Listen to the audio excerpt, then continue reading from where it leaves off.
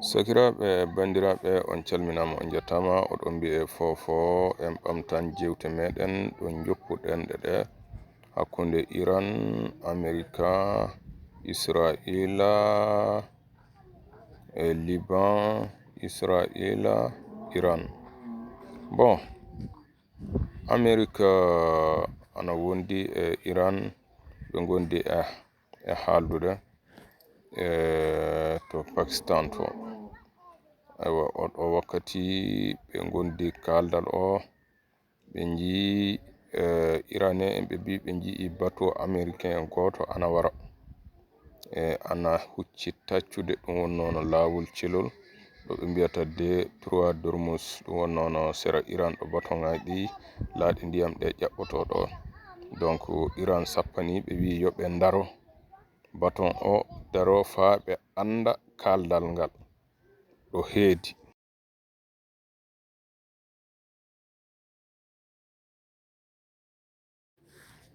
Donc oɗo bateau goto bateau américain Iran en kaldiri ni mbi bateau o yeccake caggal muɗum américain en mbi bateau o ƴaɓɓete D3 Dormus.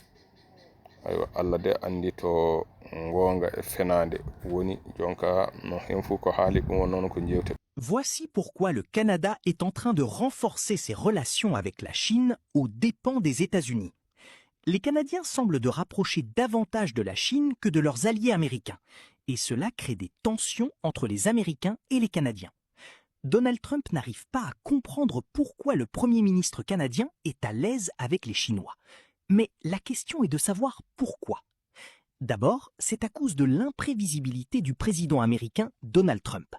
En effet, Donald Trump est un président imprévisible, qui peut prendre des décisions qui ne sont pas dans le cadre du droit international à tout moment, sans demander l'avis de qui que ce soit.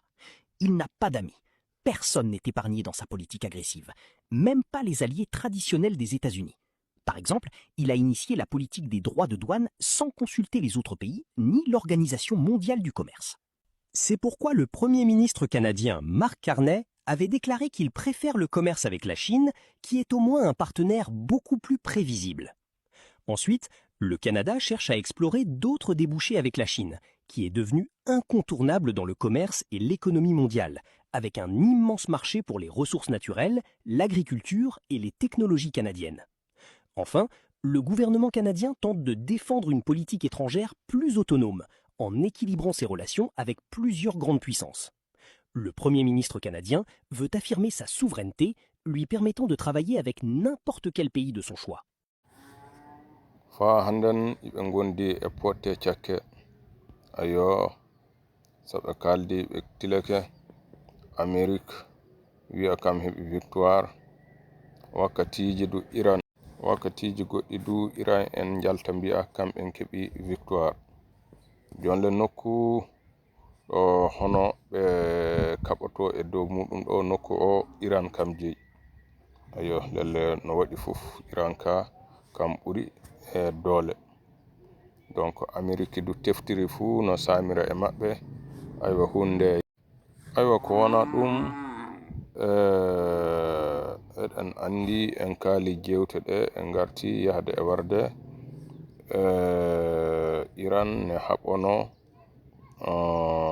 Palestine no renorto ɓe kaɓoro no Liban renorto ɓe mbi e nder kaldal ngal fa handen Israila du hono liwɗi paali jengol yite ɗi tippoto e dow Liban ɗi yoppa toon haya Israila haali ɓe mbi haɓoɓe e maɓɓe ɓe hono Hizbullah en mawɓe walla hono haɓeteɓe muɓɓe mawɓe toon goni ɗum wonnono sababu iɓe ƴeewa jonko iɓe cuɓto nokkuje hono ɗo konunkoɓe muɓɓe goni ɓe kaɓotoɓe iɓe piya e ɗum wonnono ko Israila du haalata toon lelle hunde nde ka fa handen potte cakke e ɗum ni wonnono bon no waɗoy fuu ɓe kawran par ce que woɗɓe ɓe ne keewi hakkillo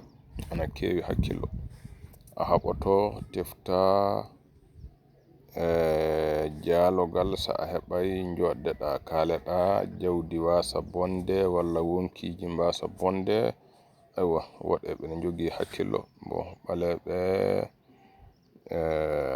hakkilloji ɗi ana paaɗi eske ayi an leyɗe meɗen goɗɗe ɗe duuɓi 5-6 haɓo tan woodi yimɓe ne mbare tawe haɓo dartatako donc ɗum nafata leydi nafata jawɗe leydi gure ne egga miskinaku ne heewa golle wala e leydi